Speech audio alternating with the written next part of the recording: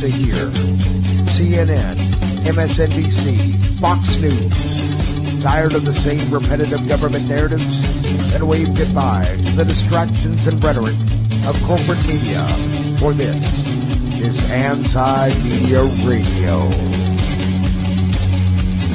But I want to get the language right. The big government is in trouble. You're all a bunch of slaves!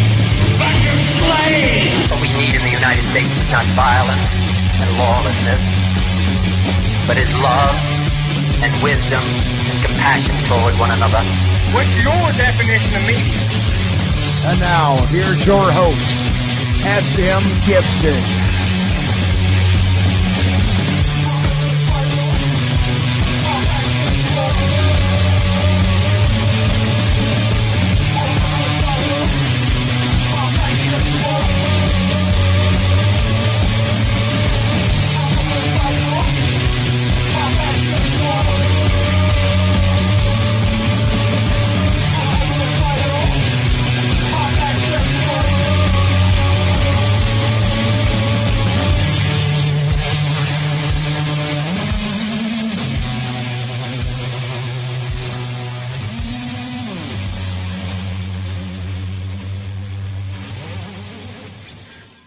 It is April the 20th, 2017, and we are live tonight.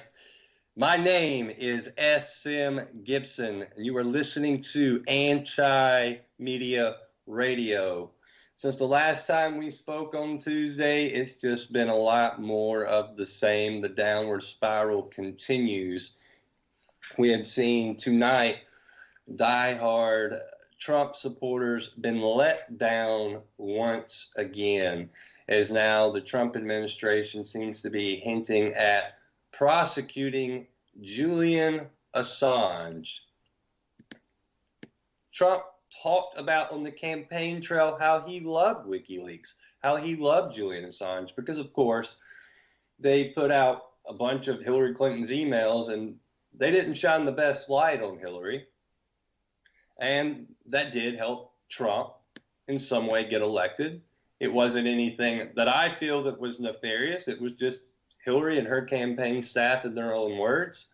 Trump was all for it. But again, we talk about how Trump in 2013 was completely against war in Syria. And look at what we're dealing with now. Not to mention what we have going on in the Pacific with North Korea, with China, with Russia. It's getting heated out there. Before we get into all of that, I want to go ahead and bring on our co-host for the evening, Mr. Shannon Madden. Shannon, what is up? Good evening, Mr. Gibson. How are you this fine and lovely 420? I can't complain. Can't complain. Same old same, so there's no reason to complain. You know what I'm saying? Ah, you made a little rhyme there. I like that. What are we going to do, man? I'm trying to find some sort of silver lining. You know, as you were, kind of starting the show, I just was thinking to myself, how can we make this somehow a positive show? You know, it seems like we've gotten pretty negative lately because that's all there is to talk about. All of this negative crap. Where's the positive in any of this? You know, it's a good question. I guess for fans of Sarah Palin, Kid Rock, or Ted Nugent, they all got to visit the Oval Office yesterday, so that's a positive for those guys. Boy, the Oval Office hadn't been this trailer-fied since Bill Clinton was in office, doing what he did. It is pretty similar, I guess. After a fashion, that right there is like, that's a reality show dream. All of those people in the same room together. I really wish that there were some sort of talks, when the cameras were done snapping and people were shooed away and they actually all got a chance to hang out for a minute, that there was a discussion about there being a television show with all of them together. The ratings would be through the roof. I wish you'd move them all in and they could just film it. Oh man, that would be so awesome. I mean, if we're going to go ahead and do Idiocracy, let's go ahead and go the full 9 with it, right? I mean, we're pretty much there. Yeah, Cast Me Outside. How about that? It's the post-satire age we are living in, and it gets more post-satire every single day. Put a meme on it. That's it. I mean, the whole world's become a meme. The president's a meme. The majority of politicians are a meme. The majority of the topics they talk about, it's just the world that we're in. Real quick, too, I wanted to mention the fact that there was another shooting today. Police officer killed in Paris. ISIS is claiming responsibility for that as well. But I want to talk about a little bit about what I started off talking at the beginning of the show about with Julian Assange and the U.S. reportedly preparing charges to arrest him. Julian Assange, of course, is the founder of WikiLeaks, and they have been leaking stuff since as far back as 2010. He was, of course, a villain at the time. Republican Sean Hannity, that whole ilk, very, very much against Assange and what he was doing. And his Russian operatives. Let's go ahead and underline that as well, because there's always been some sort of correlation in the mainstream media. In the mainstream media, as far as the narrative goes, as far as what Assange and his, Russian contacts, or these Russian people are sending stuff to Assange. Russia, Julian Assange, Russia, Julian Assange. But so you have to remember, back in 2010, this had nothing to do with Russia, and Russia wasn't in the mix, and that was never even discussed. Well, where I'm coming from is just here recently. When any time that Julian Assange's name has been brought up in mainstream media here, I don't know, probably the past year or so, there's always been some sort of slipped in the conversation, something about Russia or something about information from Russia, or again, and that was the central theme of, as far as the WikiLeaks that, were the document dump from the Clinton campaign. That was clearly Russia, and everybody was pointing at Russia. But yeah, so you know what I'm saying. Sure. So, but of course, the right was against Assange and against WikiLeaks. Then the 2015, 2016, heavily 2016, the election is hot and heavy. Assange is the last 30 days leading up to the election. They were making a leak every day with Podesta's emails. That's not to mention the DNC leaks that were a totally different leak and not to do with Assange. It certainly, I do believe it hurt Hillary Clinton, but at the same time, it wasn't fabricated material.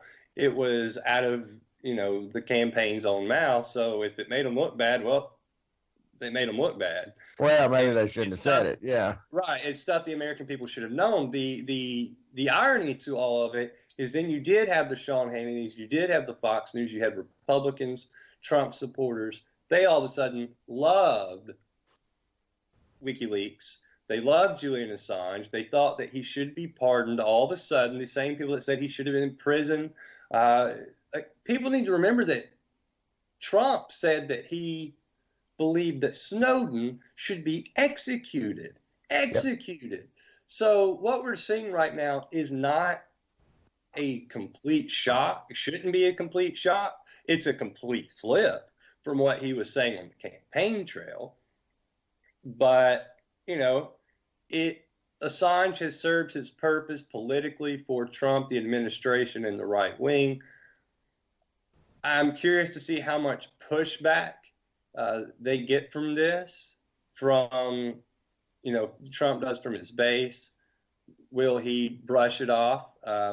Is this, it was anonymous sources originally. Well, let's go ahead and get something on the table right now. His base is dumb enough to believe anything that comes out of his mouth, no matter how contradictory it is to something he said a week ago, a month ago, a year ago. Listen, but in fairness to the people that support Donald, just give him a chance. Let him do his thing. That's the narrative coming from that camp.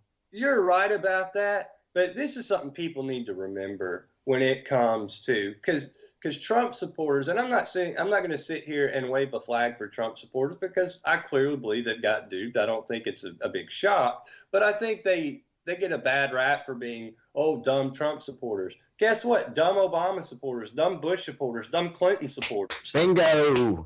If you have fallen into the mindset of falling off falling a politician off of a cliff, it doesn't matter what comes out of their mouth or what they say, you believe it.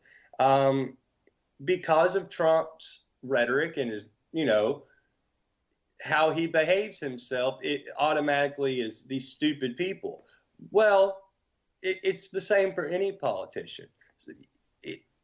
I don't understand why people don't understand that, but they don't, and they've got their blinders on. Trump people have on their blinders, just like Obama people had on their blinders. So it's more the same on just a different team running the show right now. At least, to the public, when we see our foreign policy, it doesn't look very different. Actually, it looks worse. But that being said, so do you think they're going to follow through with this and arrest Assange? I think know. I think at this point, especially if Trump, being on record towards being favorable toward Assange, which is still, and you pointed out, hilarious to me, while simultaneously calling for Snowden's execution from the campaign dais. Right, yeah, that never correlated with each other. But I want to throw this in there because you were. But the thing is, though, is that both of them are working toward the same goal, and that's exposing the sickness that is American politics. We're throwing our hands up in the air and wringing our hands as far as, how are we going to vote our way out of this situation? And all they did, this wasn't anything, that was meant to attack anyone. All it was simply exposing the truth that American taxpayers, quite frankly, deserve. But you got to remember, it's not just it's spearheaded with the United States, but this is not just a problem with the United States. This is something that has bled through the entire planet in politics in every nation around the world to some degree or another, especially when you're talking about the West, for sure, Western nations, to really kind of hammer it closer to home. When you see the UK and, Saudi, I'm not going to get into Saudi Arabia right now, but whatever. With that one, but you had mentioned Russia and the connection, the quote unquote connection with WikiLeaks, which of course there was never any evidence of ever. That there was never any mention of Russia being involved in WikiLeaks up until the election, when that was the narrative being used. There had been WikiLeaks dumped since 2010. It was never mentioned until it was expedient for the Democrats to say Russia, because everything was getting blamed on Russia. So when we have the FBI coming out today admitting that it was Russia, wasn't it? It was not Russia. And they are now launching a manhunt for the quote unquote insider who leaked the CIA to WikiLeaks. I don't think that should come as a surprise to anyone, because again, there has been zero evidence that there was any connection between Russia, Julian Assange, WikiLeaks.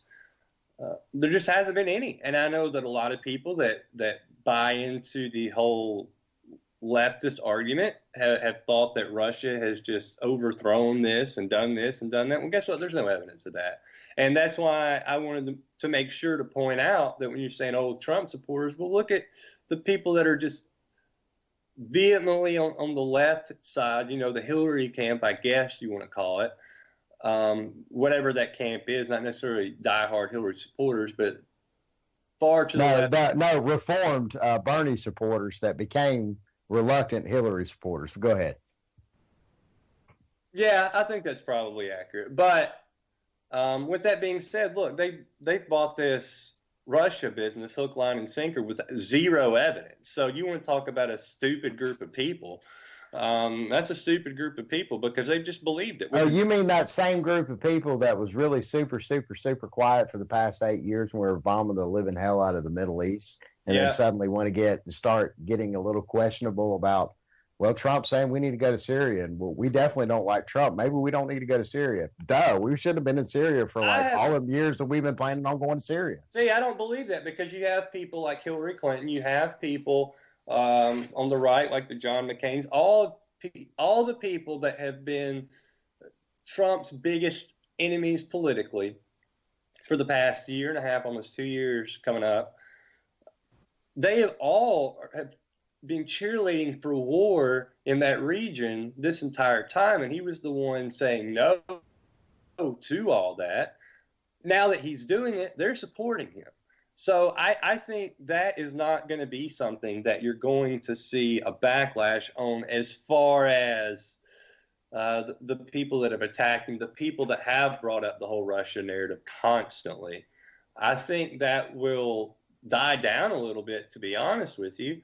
Because you mean it'll die down because it's now now we're starting to see evidence, and it's slowly unfolding that the actual CIA, the American CIA, Americans, has nothing to do with the American government was responsible for the WikiLeaks. Oh wow, that's almost like the American government being responsible for ISIS somehow. But see, I don't think the facts. You have to remember, we live in a world of post facts. There is no actual news. It's all confirmation bias. So I don't believe that facts being presented has anything to do with the narrative changing, because look at the narrative of the 28 pages in Saudi Arabia and the connection. And that right there is the most sickening thing about this whole story. Facts have nothing to do with this. The reason that I think they're going to slowly step just, ever so slightly back away, that doesn't mean they're going to drop it altogether. But Trump's now kind of in line with what they want to do. He's ramping up war. He's going after the people they want to go after. Kind of in line. He's doing exactly what the narrative that everybody was wringing their hands about. Oh, God, if Hillary Clinton gets into office, all of this stuff is going to happen. Well, guess what? All the stuff's still happening. Oh, sure it is. But so I guess the president really isn't in charge, huh? Well, I think, that should be a given at this point, that the president only has... It should be, but it's not, and that's why I kind of keep bringing that point back over to that statement. It is so amazing to me that people really honestly believe in 2017, with the way that this government works, that the president of the United States somehow has any kind of real, honest to God power to change anything. So voting's not working, y'all. I'm sorry, it's just not working. But you know what? Nothing's gonna work, Shannon. Look, I say this and I don't care. Everybody gets frustrated. Well, I'm the great defeatist, and that's fine. I'm the great defeatist. But we're too far down the drain. Voting, not voting, whatever. Go vote, don't vote. It makes zero difference one bit whatsoever. The narrative is going to continue. And if it's not war in the Middle East, it's going to be war somewhere else over some other valuable research. No, it's going to be in the Middle East. Don't worry. Yeah, it's going to stay in the Middle East for quite some time. They're not going anywhere when it comes to the Middle East. And we even have, of course, and what is all this center around, especially when you look at a map of the Middle East and you see that we've been in Iraq and Afghanistan for so long, and then we've got Syria to the north of Iraq, and everything that's going on in Turkey. They just gave Erdogan, voted to give him a bunch more power, which is just insane to me. But what's in the middle of all that is Iran. And we haven't been hearing the drums of war beat in Iran's direction quite as recently. I mean, of course, we've heard it forever and ever and ever. But because of the North Korea talk, because of the Syria talk, we haven't heard Iran as much. Well, James Mad Dog Mattis, for people who don't know, he is the defense secretary, has been in Israel, and as he said, to talk Iran, Iran, Iran, Marsha, Marsha, Marsha. So they're getting back on path with Iran, and until they do whatever it is that they feel like they need to do with Iran, the United States isn't going anywhere in the Middle East, not even kind of, not even close. They still haven't even gotten over the hurdle of Assad, which they've wanted him out for a while. But yeah, I mean, they're definitely seems like they're pointing back in the direction of Iran, because I feel like they've probably got some momentum with what they're doing or what they want to do in Syria, because they're firing, 59 Tomahawk missiles, which is terrible, shouldn't have ever happened. But why are you still talking about that when we had that big old giant huge explosion with the ISIS caves that we created? But see, that was in Afghanistan. That was but you got to remember what we're talking about in Syria, even with Afghanistan too, the biggest detriment to the people of those countries isn't that we're dropping bombs, which it's horrendous and needs to stop immediately. But the biggest problem is that we still continue to fund the al-Nusras, the al-Qaedas, whatever label you want to put on these moderate rebels. As long as we're still funding those factions, this isn't going anywhere. This isn't going to change, and the chaos will continue to ensue. You have to have a complete overhaul of foreign policy. Of course, Trump acted like he was going to. Even people in his administration hinted towards that.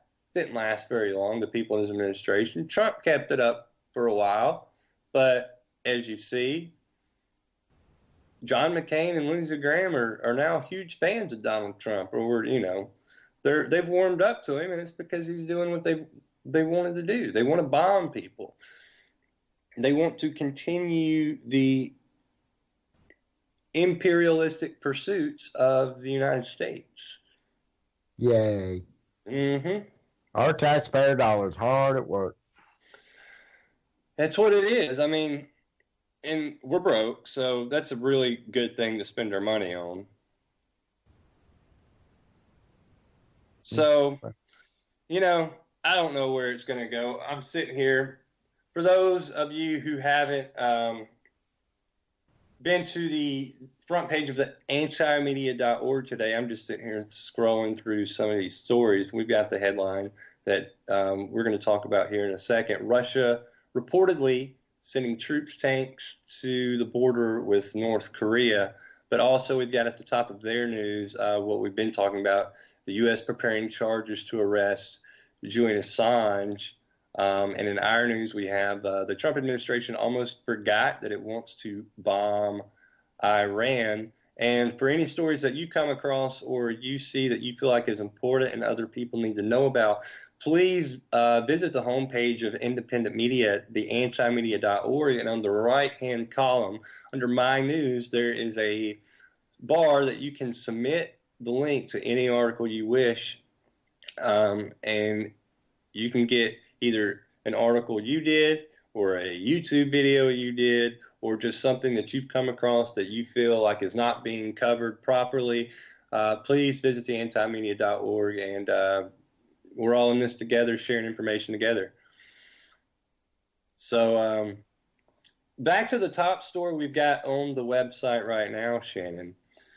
Russia reportedly sending troops, tanks to the border with North Korea. It should be stressed that these are reports coming out. It appears that this is something that is actually happening.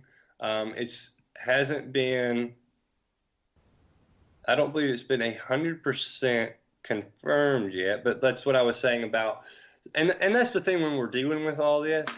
Real quick, what I wanted to mention about the Assange thing. I mean, WikiLeaks is tweeting about it, Assange is tweeting about it, so this is being taken seriously, but it did originally start with a CNN report by some anonymous sources.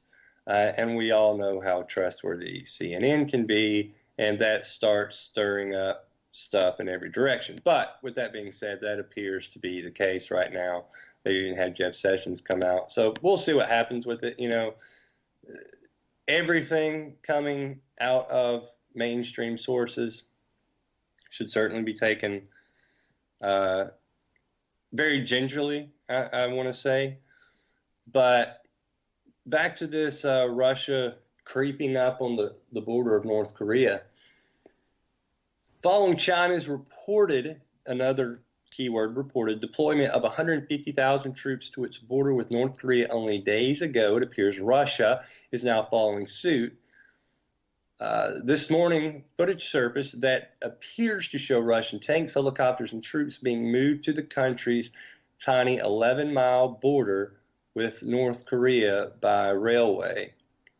One video, which you can see right now, we've got the video posted on the antimedia.org in the article. One video seems to show military helicopters and Army combat trucks performing maneuvers near the Korean Peninsula.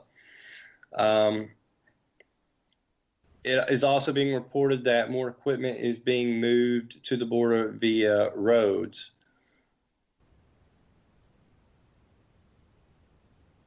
Do you think everybody is going to converge in North Korea, and do you think everybody is going to get involved over there? I mean, when we talk about World War, when you look at World War II, the United States was fighting on two fronts. They were fighting in the Pacific, and they were fighting in Europe. It looks like if this ends up being accurate, we're going to have problems with Russia in the Middle East, and we're going to have problems with Russia in the Pacific. This is really, really, really going down a dangerous road of what could potentially become World War III. Legitimate world powers fighting each other in different areas around the globe. And once that happens, of course, with North Korea talking nuclear this, nuclear that, I think once one person shoots off the first nuke, that's not going to be the last one shot off. Well, and again, I think all the players involved in this know that and understand that going into it. And again, I liken this to having that little drunk, short neighbor that runs outside every once in a while just to show everybody in the neighborhood what a badass he is and fires off his 22 and runs back in the house. I kind of liken this to, as far as what North Korea's role in all of this is, everybody else is talking about how bad they are and worried about skirmishes here, there, and everywhere. And North Korea is just trying to stand up and be heard. I got a gun too. Are they being allowed to do this by China? Are they China's proxy to stir up crap that China doesn't want to do? And that I don't know, but at the same time, I mean, North Korea's kind of marched to its own drum for quite a while now, even though they've been very respectful of the fact that China is China. I mean, China is definitely the elephant in the room, I guess you could say. There's no getting around China, particularly in that region.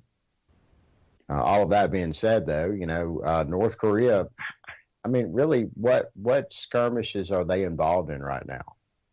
What terrorist activities have they plotted over in the Middle East or over in Paris? You said a cop just got shot in Paris by a member of ISIS. Well, that ISIS is taking credit for shooting. Was that the Korean offshoot of ISIS? No. That's North Korea has, they have nothing to do internationally with anybody else. I mean, they pretty much isolated themselves. They're that crazy neighbor that lives at the end of the block that, doesn't come outside and doesn't let anybody in their on their lawn. And it's, ultimately, I think North Korea is harmless. And I think that this is just a lot of military posturing for a lot of other reasons other than North Korea. However, it is important, though, sometimes when your neighbor is, kind of acting like a butthole, to get together with your other neighbors and, show them that, hey, we're not going to have that kind of crap in our neighborhood. So, I don't know. Like everything else, it's convoluted, Shannon, because Kim Jong-un is clearly not the most stable leader in the world. I don't think anybody would disagree with that. Well, and again, though, when we catch, to be fair, we do catch a small side of it. Now, I'm not saying that the guy's a great guy by any means, but I'd be hard pressed to say that he's done anything, remotely as bad as some of the stuff that America has been charged with here recently.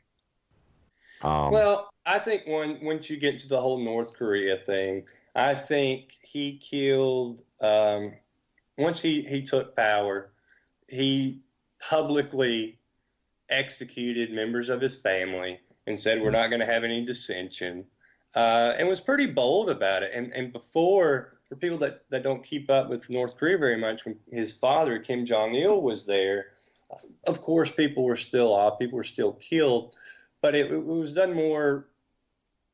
It was done tastefully. It was done tastefully. It was done more discreetly. You know, somebody had a car wreck or somebody did this or somebody, of course, it was the exact same thing. But Kim Jong-un straight up released a statement that says, we're getting these people. There's not going to be anybody. There's not going to be no back talking. And he, you know, he cleaned house. So he is got a different demeanor. So now, but having said that, though, how's that any worse than any other civilized country that you can think of? I mean, stuff like that goes on in Russia, stuff like that goes on in America, throughout the world. I think what it is because of his arrogance of just saying we're going to do this, as opposed to where it happens in the United States or even where it happens in Russia. There's not people getting rounded up and so how is one worse than the other, though? It's not saying that one's worse. What I'm saying is when it comes to the political posturing, when it comes to saving face or being able or deniability or all this other stuff, when there's people that are killed in Russia, they just fell over dead. We don't know what happened. The United States, there was a car wreck. We don't know what happened. He got robbed on the street, even though they didn't take anything from him. So what you're basically telling me is that he's an honest politician. Oh my God. Well, I guess that's one way to say it, I guess. Because I told you there was going to be a silver lining in this conversation tonight somewhere, and bam, here it is. Kim Jong-un's honesty of killing his family, and probably going to get his country nuked off the face of the earth. It could happen. Who knows? You know. And think about all the rumors that we've heard come out of there for years, and all the rumors that we've heard come out of the Middle East. Think if you just take a look at Iran. We've heard for over 20 years. They've got that bomb. They're getting it. We got to do something. It's terrible. And still, yet nothing. In the past 20 years has really happened with us attacking Iran. Not like. Let me ask you a question. I just had a crazy thought. What if? Because think about the last time that you've seen a display of the Chinese military, like them all out in a great big formation with tanks and planes and the whole bit. When have you ever seen this in your lifetime? Oh, geez, I don't know. We have a lot of loud talk about China here in America. Let's bring it back home for a minute. A lot of loud talk about China, a lot of loud talk about Russia. And here we have a perfect illustration for both of those countries to put their military on full display. And, and again, we're not even talking about their full military. We're just talking about, let's just say we have this size of a little skirmish that we need to deal with. So we're going to put this amount of troops and this amount of weaponry and so on and so forth.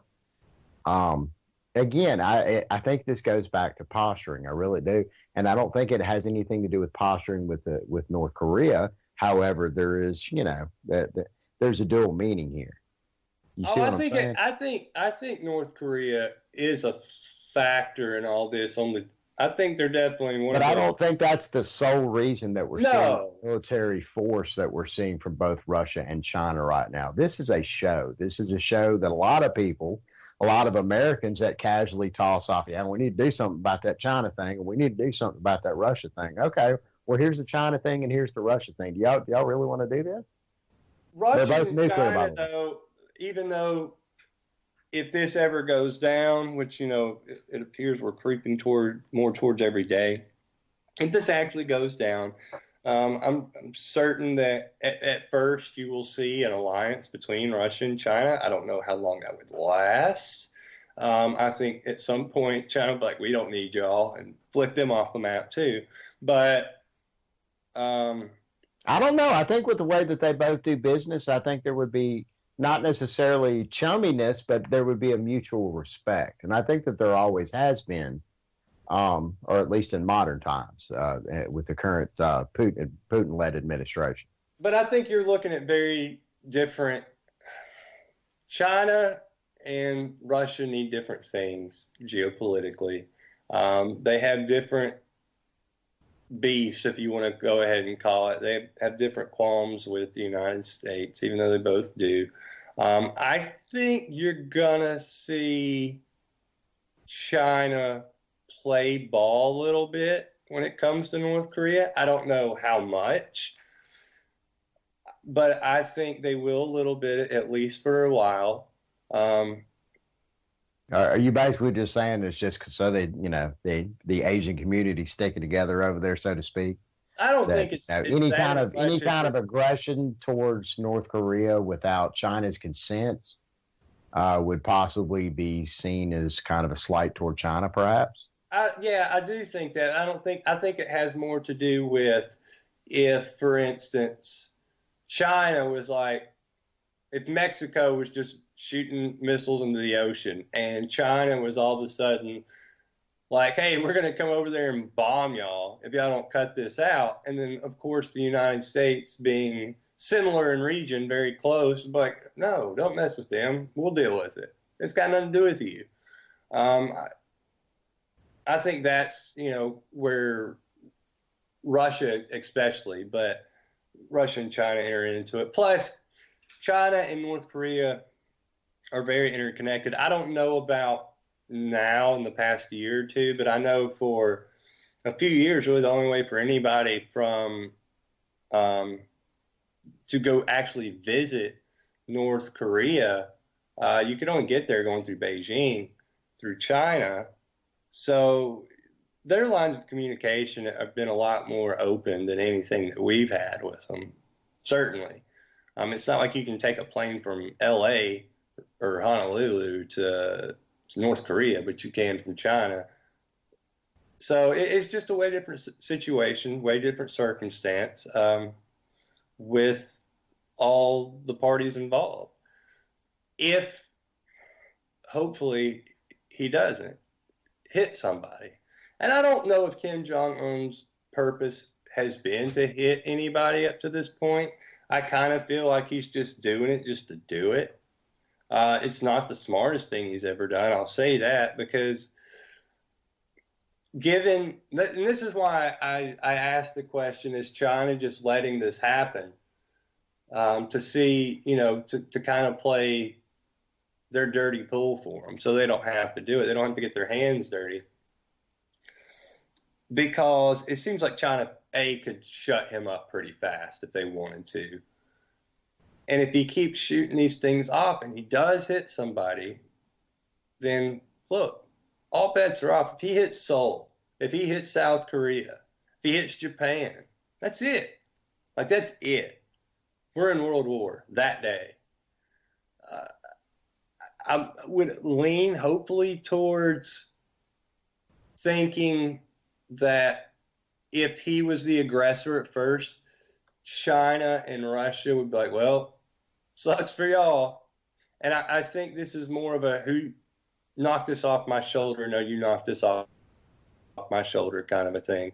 And then you've got the Trump administration and the military powers that be right now that are hinting at and threatening that they're going to have first strike. If they do that, that's bad. You can't do that because then nobody's going to say at all. If North Korea strikes first, then it's like, well, they did this to themselves. But if the U.S. strikes North Korea first, that's a can of worms.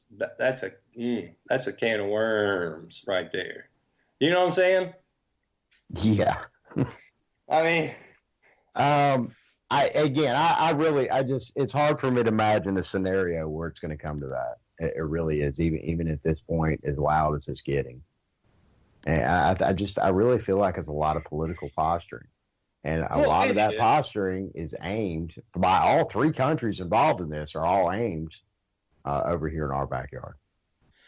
But you've got somebody like Donald Trump that's willing to launch 59 missiles just, I think, for the sole purpose so that he can look across the table as the president of China and be like, What? What are you going to do about it? This is what I do. Like, I think he was just going. How's that cake treating you? You like that right. cake? That's a good cake. Yeah. I think this cake is the most wonderful cake ever. Here, let's cut on the news real quick. I want you to see something. Yeah, I really think that had more to do with him launching those missiles than anything. I don't know if he necessarily would have done it if he didn't have that meeting that day. Because I think, out of all the recent politicians, let's say in the past 50 years, I think Donald Trump has to be like almost down toward the bottom of somebody you'd actually want to eat a meal with. He'd be like somebody that's telling you you're using the wrong fork, or hey, tuck that napkin in there. Oh, I don't think he cares about that kind of stuff. I think he's. I don't know. I don't think that's his game. I don't know. I don't know. Bill Clinton, on the other end, I'd have a burger with that guy. Well, he's a scumbag too. Yeah, I wouldn't share my fries with him. Oh no. He is a scumbag too. I know where that hand's been. I want to go ahead and I want to bring up a story right now that is actually at one of our aggregation partners, and we kind of toss stories back and forth with each other on Zero Hedge. We are at the mercy of the algorithms. More news sites say Facebook's quote unquote fake news filter is killing traffic. This is a much more important story than I think people realize. This is something that is not new at all. It's gotten worse and worse and worse, especially with towards the end of the election, with Trump being in office, that Facebook is in complete control of what is seen and how many people see it, at least when it is in terms of coming across your news feed. This is something that, we have talked about at length, that information is controlled without people realizing it, because you can't see it. You can't. It's not your typical propaganda, because it is something. New to the past 10 years. Algorithms didn't affect what information people received and didn't receive 10 years ago. Not really. Not like they do today. Not in the world of social media that we live in. And it's a hidden, I want to say, attack on, the First Amendment, whatever, but it's censorship, and it's covert censorship. And when you're I want to throw this out there though. Facebook is a private entity. First Amendment doesn't apply to something like Facebook. You're correct. And people tend to forget that a lot. I say this because right now, but you have to remember, they want to, and here's the flip of that, they want to be recognized as a utility. If you're recognized as a utility, that means that you have to basically even the playing field, and you can't pick favorites, and you can't do this, and you can't do that. So there is a flip side to that, whether you want to call it First Amendment or not. They want to be considered a utility, but currently they are not. So Facebook, as it stands right now, is still a private entity. But I will say this: they're always going to be a private entity. I don't see that changing, other than buying and selling the stock. But I think that being recognized as such, not necessarily becoming like the power company. I don't think that'll ever happen. There's too much money to be made for them ever, I think, to get off the path they're on. It's working the way it is for the powers that be. When you have a page like the Anti-Media that gets, over 2 million followers, and you put a story out and 5,000 people see it, come on. Well, let me also tell you this, too. I don't know if you've logged on Facebook recently and clicked on a link that a friend shared. And then this has happened with me quite a bit here recently. And they're all alternative media sites. There's been a few clickbait things that I've accidentally clicked on. And the same thing will happen. Facebook will freeze. and then a little window pops up and says Facebook is not responding, and you have to hit OK. It takes you out of Facebook. I have to click it again, and it reloads Facebook.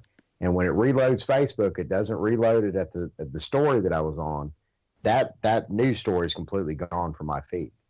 And so sometimes if I want to actually see something that I click on and it does that, I have to kind of take a mental snapshot of who posted that, then actually go back to their private page.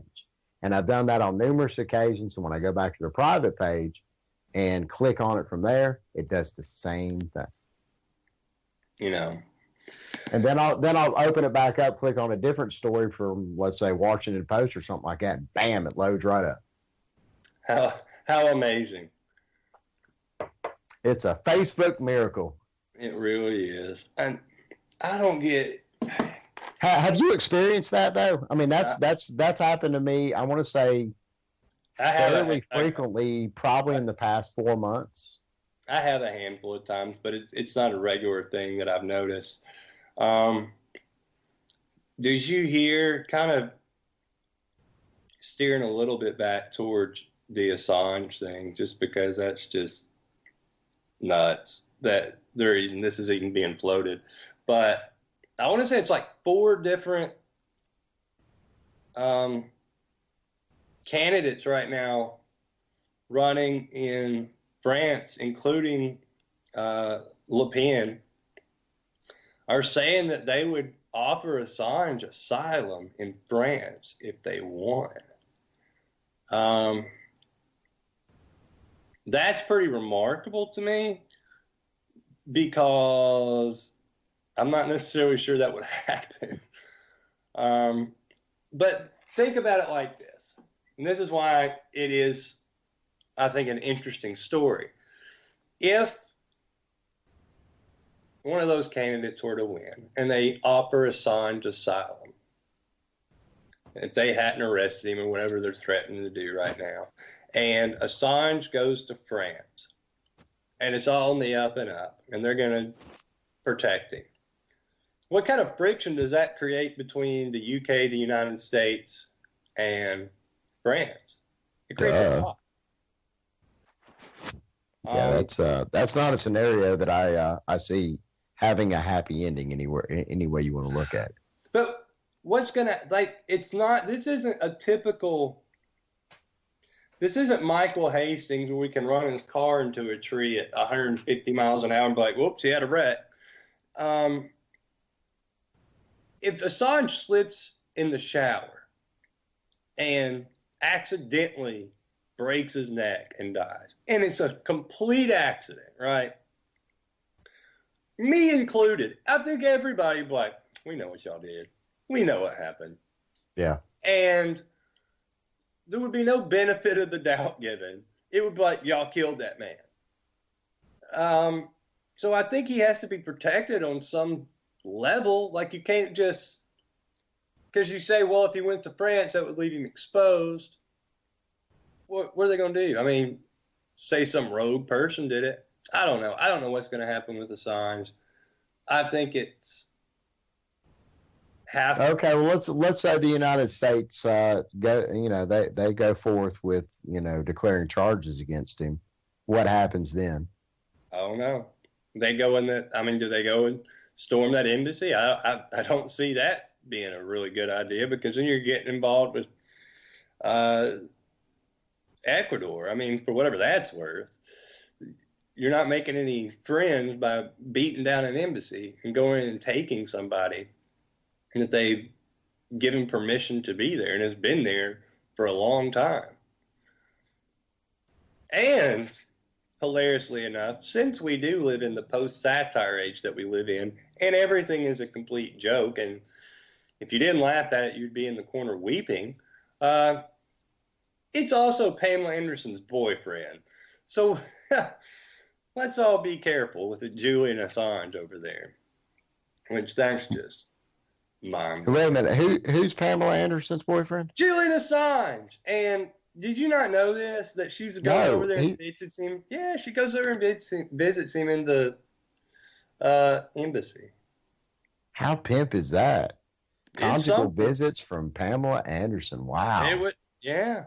I'm in the wrong line of work, man.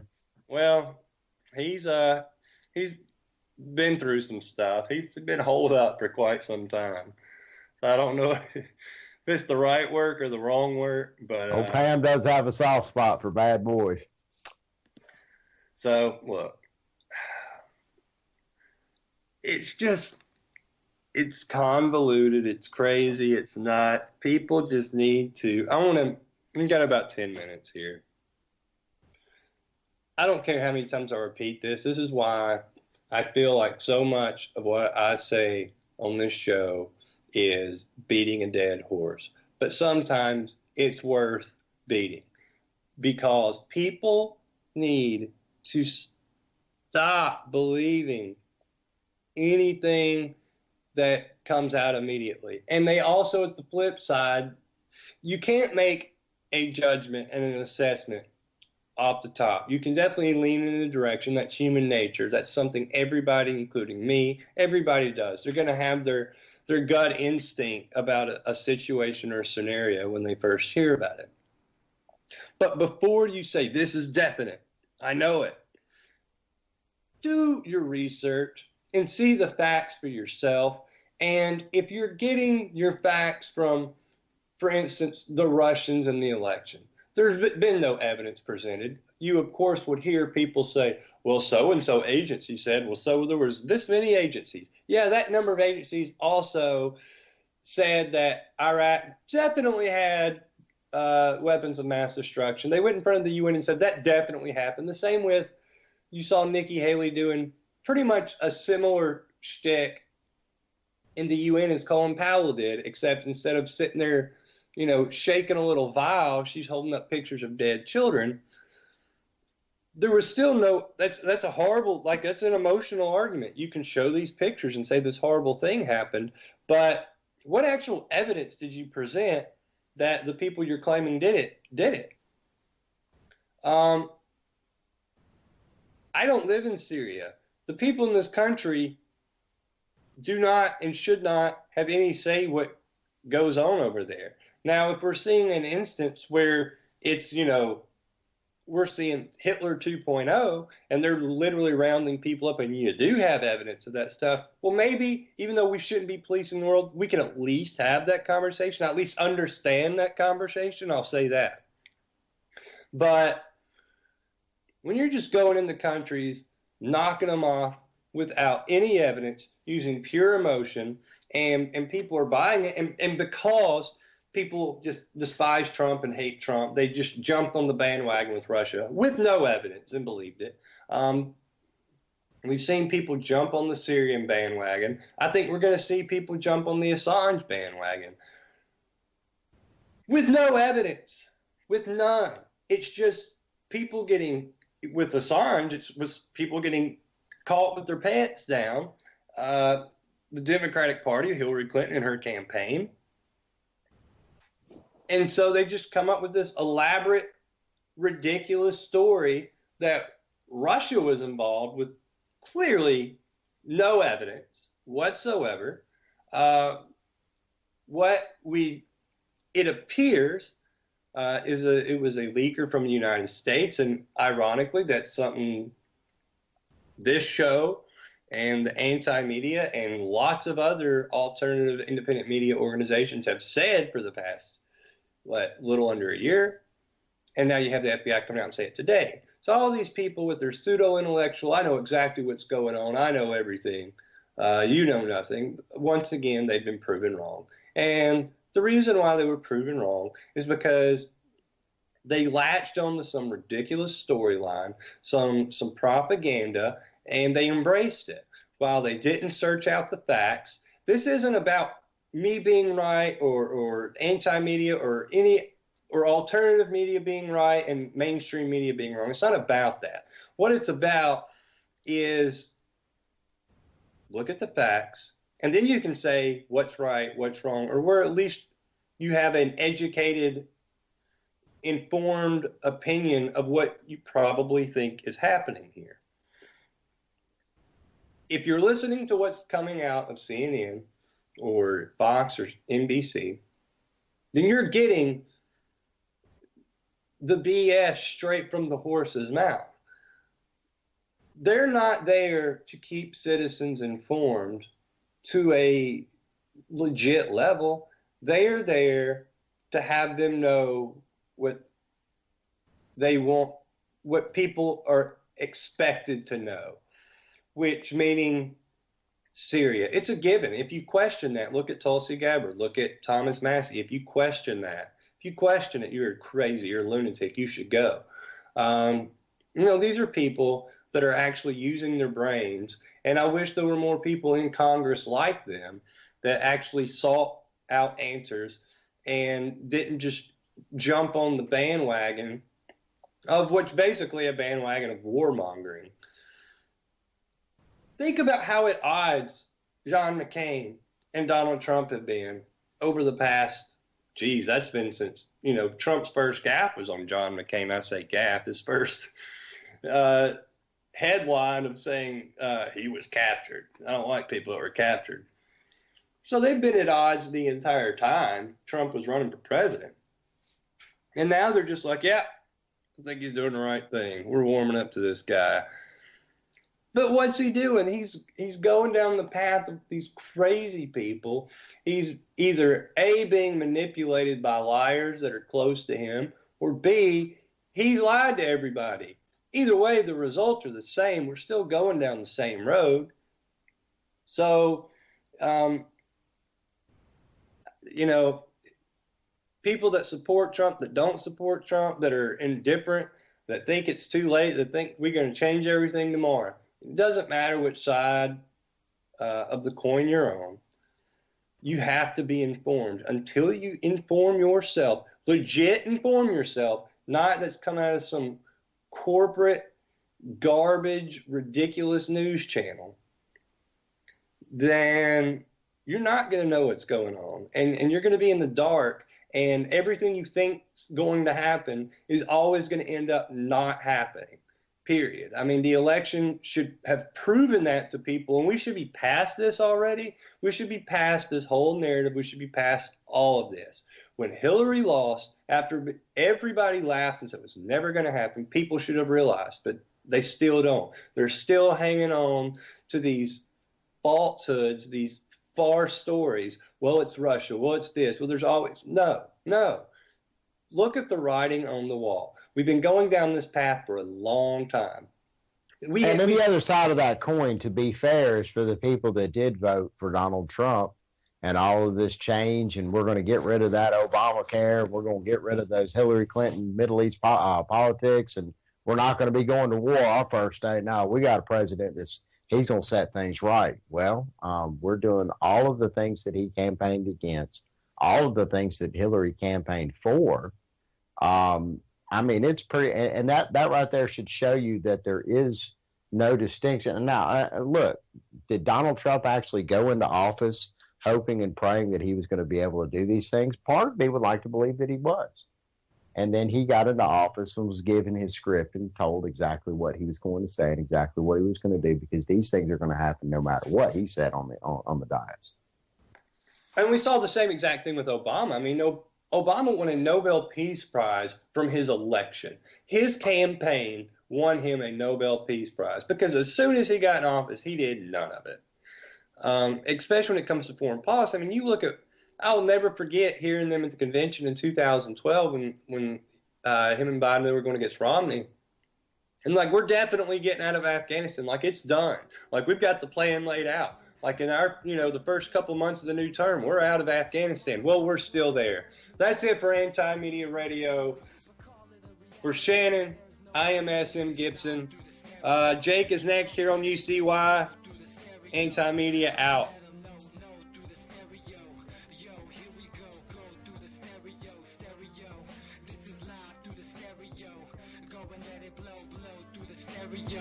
I'ma let them know through the stereo.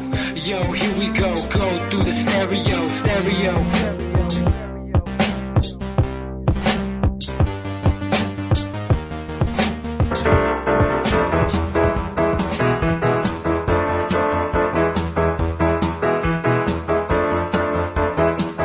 This is Ozzy Skateboard, and you're listening to